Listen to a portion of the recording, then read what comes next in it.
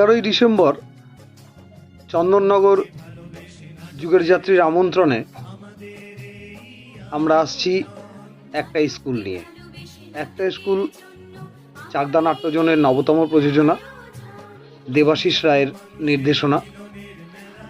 11 তারিখ চন্দননগর রবীন্দ্র ভবনে বসবে একটা স্কুল। চলে আসুন, গঙ্গার পাড়েই দেখা হবে, কথা হবে।